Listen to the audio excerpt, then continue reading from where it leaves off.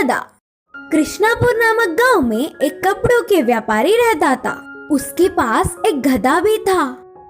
वह रोज गधे के ऊपर ही कपड़ों की पोटली बांधकर पूरा गांव में घूमते हुए कपड़े बेचता था। वह गधा भी कितना भी बार उठा लेता। ऐसे सुबह से शाम तक मेहनत करने पर अच्छे लाभ आते। उसके व्यापार की अच्छी सी वृद्धि करने वाली गधा तो उसे बहुत पसंद थी, इसीलिए उसे बहुत ध्यान से रखता था। एक बार व्यापारी को भारी रकम से कपड़े खरीदने के लिए विदेश जाना पड़ा। उसी समय में गांव-गांव घूमकर कपड़े बेचने के लिए और साथ ही साथ गधे की देखभाल करने के लिए एक आदमी को काम पर रख लिया। सारी जिम्मेदारियां उसे सौंपकर व्यापारी विदेश चला गया। कुछ सालों बाद लौट आने वाला व्यापारी अपने गधे को लंगड़ाते हुए चलना देखा। वह अपने पसंदीदा गधे को ऐसे लंगड़ाती हुई चलता नहीं देख पाया। काम वाले को पूछने पर भी उस विषय में उसे कुछ नहीं पता करके कहा। फिर वह व्यापारी ने उस गधे को बहुत सारे चिकित्सकों को दिखाया, फिर भी कुछ फायदा नहीं मिला।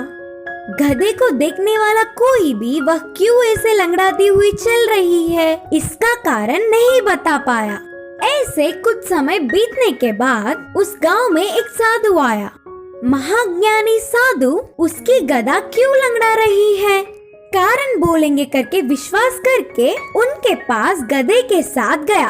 पूरे विषय जानने वाला साधु इस गधे की देखभाल करने वाले को इधर ले आओ करके कहा। तब तुरंत व्यापारी ने काम वाले को बुलवाया। काम वाले को आते देख, सज्जन, तुम्हारे गधे को ये लंगड़ापन किसी भी रोग से नहीं आया, बल्कि उसे देखो, वह लंगड़ा है। उसके साथ रहने वाले को ये गधा बहुत ध्यान देकर उसके जैसे ही करने पर लंगड़ी हुई। बोलते हुए विवरण दिया। हमारे आसपास के रहने वालों का प्रभाव हम पर ही ज्यादा पड़ता है।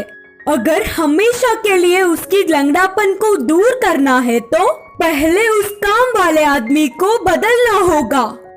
व्यापारी उनकी सारी बातें मानते हुए तुरंत काम वाले को दूसरी जिम्मेदारियां सौंपकर उस गधे पर कपड़े रखकर घर घर घूमकर वही बेचने लगा। कुछ सालों बाद मालिक को देखकर गधा भी पहले जैसे ठीक से चलने लगी। इस कहानी की सीख है कि हमारे आसपास रहने वालों का प्रभाव हम पर जरूर पड़ता है।